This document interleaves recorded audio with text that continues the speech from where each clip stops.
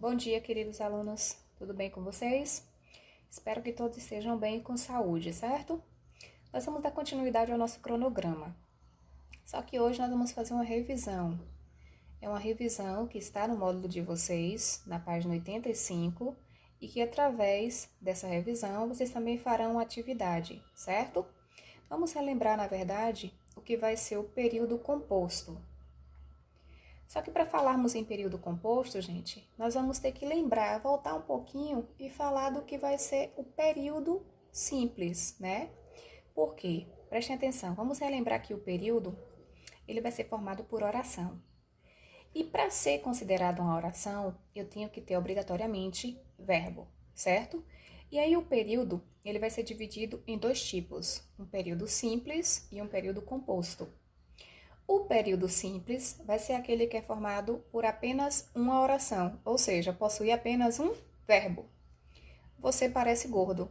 Eu pareço gordo? Observem que na tirinha de Garfield aqui, nos dois exemplos, nas duas falas, na fala e no pensamento, eu tenho orações com períodos simples. Por quê? Porque apresentam apenas um verbo. Você parece gordo, eu só tenho o verbo parece. Então, automaticamente, uma oração. E se é uma oração, meu período é um período simples. Eu pareço gordo? Quando Garfield pergunta para ele mesmo, quando ele pensa, automaticamente você observa que a oração também traz um período simples. Por quê? Porque só tem um verbo, que é o verbo pareço. Então, quando eu tiver uma oração só, ou seja, um único verbo, o meu período é simples. Quando eu tiver um período que ele é formado por duas ou mais orações, aí eu vou chamá-lo de período composto. Vamos ver o exemplo aqui, ó. Quando eu chamar seu nome, levante a mão. Observem que eu tenho dois verbos. Eu tenho chamar e tenho levante. Se eu tenho dois verbos, significa automaticamente que eu tenho duas orações. E se eu tenho duas orações, o meu período ele vai ser um período composto. Por quê? Porque ele é formado por duas ou mais orações. Então, se ele tiver duas ou mais orações, período composto. Se ele tiver apenas uma oração, período simples. E como é que eu vou saber o número de orações? De acordo com o número de verbos. Um verbo, uma oração. Dois verbos, duas orações. Três verbos, três orações. E assim sucessivamente, tá? Como o nosso foco vai ser realmente o período composto, nós vamos lembrar o seguinte. O período composto, ele vai ser classificado em dois tipos. Período composto por coordenação e período composto por subordinação. O período composto por coordenação vai ser aquele que é formado por orações que são independentes. Como assim? Uma oração, ela não precisa da outra para ter sentido. As duas orações conseguem transmitir mensagem independentemente, tá? Uma oração não depende da outra. Eu consigo ler uma oração e entender, consigo ler uma outra oração e entender também. Por isso que elas são chamadas orações independentes. É porque uma não precisa da outra para ter sentido. E aí elas vão chamar orações coordenadas, certo? Essas orações coordenadas, elas podem ser classificadas em dois tipos. Coordenadas assindéticas e coordenadas sindéticas. As coordenadas assindéticas são aquelas que não possuem conjunções. Elas não apresentam conjunções.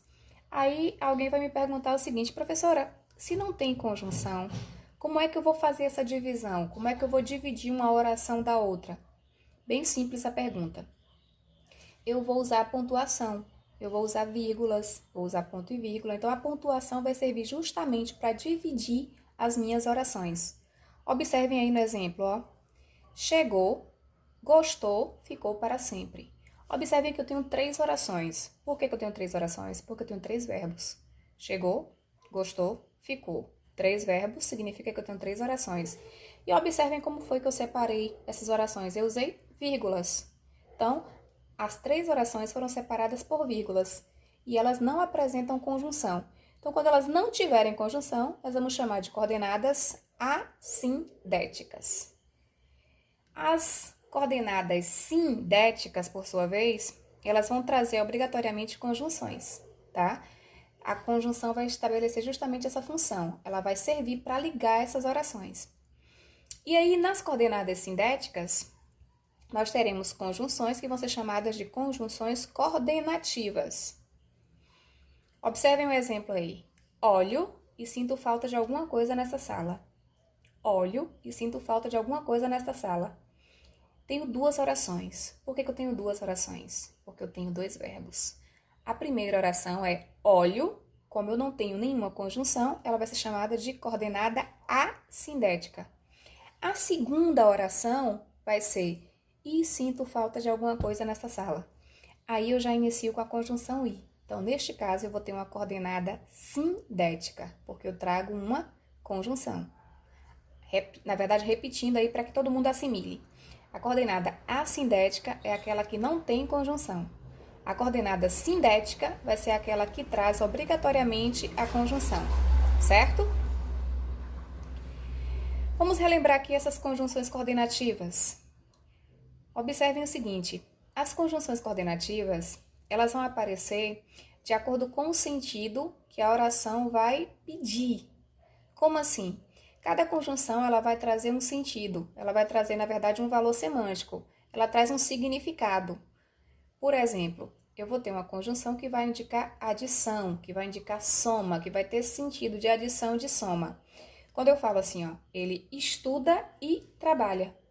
Observem que eu usei a conjunção coordenativa aí justamente para estabelecer essa ideia de soma. Eu estou somando uma ideia a outra. Então, quando eu usar uma conjunção com esse sentido de soma, eu vou ter uma conjunção coordenativa aditiva, certo? A segunda forma de conjunção coordenativa vai ser aquela que vai trazer adversidade ou oposição. Como assim? Uma ideia vai ser oposta à outra, vai ser oposição à outra, vai ser contrária à outra. Observem aqui o exemplo. Ele estudou, mas não conseguiu o curso desejado. Observe que na primeira oração, quando ele fala assim, ele estudou, se ele estudou, a gente entende que vai dar tudo certo. Mas a segunda oração acaba contrariando o que foi dito na primeira. É uma oposição ao que foi dito na primeira. Ele estudou, mas não conseguiu o curso desejado. Observe que o sentido que eu usei aí, ao utilizar a conjunção mais, foi justamente um sentido de oposição, de adversidade. Então, por isso que eu empreguei essa conjunção mas, por quê? Porque ela já traz no seu sentido a ideia de oposição. Ele estudou, mas não conseguiu o curso desejado, tá? Mas, porém, contudo, todas elas vão trazer esse sentido aí de oposição. Um outro sentido que nós vamos ter de conjunções coordenativas é o sentido de alternância ou escolha. O que quer dizer isso aí? Significa que eu tenho a opção de escolher. Ou eu faço uma coisa, ou eu faço outra, tá? Observem o exemplo. Ou estudo, ou trabalho. Observe que eu tenho aí, nas duas orações, uma conjunção que vai me dar essa ideia de escolha, de poder optar. E automaticamente, essa conjunção vai trazer esse sentido de poder escolher. Ou estudo, ou trabalho. Então, quando tiver essa possibilidade, quando a conjunção for utilizada com este sentido, ela vai ser uma conjunção coordenativa alternativa, porque traz essa ideia de alternância ou de escolha. Nós temos também a conjunção coordenativa que vai trazer o sentido de explicação. Observem aí o exemplo, ó. Faltou a aula porque estava doente. Quando eu falo assim, faltou a aula porque estava doente, a segunda oração, ela é justamente a explicação de ter faltado a aula. Ele faltou a aula por quê? Porque estava doente. Então, é a explicação, é o motivo, é a razão. Então, a conjunção coordenativa explicativa, ela vai aparecer justamente com essa função de explicar algo, de dar pra gente a razão ou o motivo, certo? Um outro sentido em que vão ser usadas as conjunções coordenativas é o sentido de conclusão. Quando a gente quer concluir o pensamento, quer concluir o raciocínio. Exemplo aí, ó. Todos nascem livres, portanto, devem ter os mesmos direitos. Observe que eu finalizei meu pensamento, é como se eu tivesse concluído. E aí, automaticamente, eu usei a conjunção, portanto, para estabelecer essa ideia de conclusão, de que acabou meu pensamento, meu raciocínio foi finalizado aí, certo? Então, quando ele vier com esse sentido, eu vou usar conjunções coordenativas que estabeleçam essa ideia de conclusão. Já o período composto por subordinação, vai ser diferente. Aqui no período composto por subordinação, como a própria palavra já diz, subordinação. Alguém está subordinado ao outro. Por quê? Porque uma oração vai estabelecer uma relação sintática de dependência em relação à outra. Uma oração, para ter sentido, ela vai precisar da outra, ela depende da outra. Por isso que é um período composto por subordinação. Observem bem o exemplo aqui, ó. Não imaginei que você viesse tão cedo. Primeira oração, não imaginei. Quando eu falo não imaginei, a primeira coisa que vocês me perguntariam seria o seguinte: não imaginei o quê, professora? Automaticamente você pede um complemento. Você tem que ter um complemento para que a sua oração tenha sentido. E vai ser justamente isso que o período composto de subordinação vai trazer. Não imaginei que você viesse tão cedo. A segunda oração aparece justamente para completar o sentido que foi solicitado na primeira. E aí nós vamos ter uma divisão no período composto por subordinação. Eu vou ter uma oração principal e eu vou ter oração subordinada. Pode ser uma ou podem ser várias. A oração subordinada vai justamente servir para completar o que foi solicitado na oração principal. E quando eu falo em oração subordinada, automaticamente eu vou lembrar que eu vou ter 3 tipos de orações subordinadas. Eu vou ter a oração subordinada adjetiva, eu vou ter a oração subordinada substantiva e eu vou ter a oração subordinada adverbial. Só que nós vamos estudar cada uma delas em um outro momento, certo?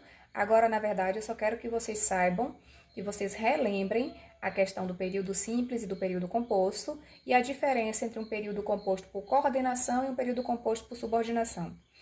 Em outras aulas, nós veremos individualmente as orações subordinadas, tá?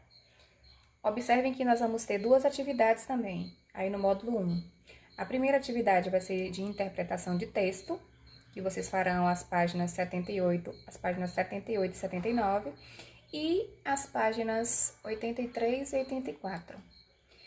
A segunda atividade vai ser em relação ao que nós falamos agora, a questão dos períodos, período composto por coordenação, conjunções e período composto por subordinação. E aí vai ser da página 87 à página 91, certo? Boa aula, bom estudo e um beijo para todos, viu?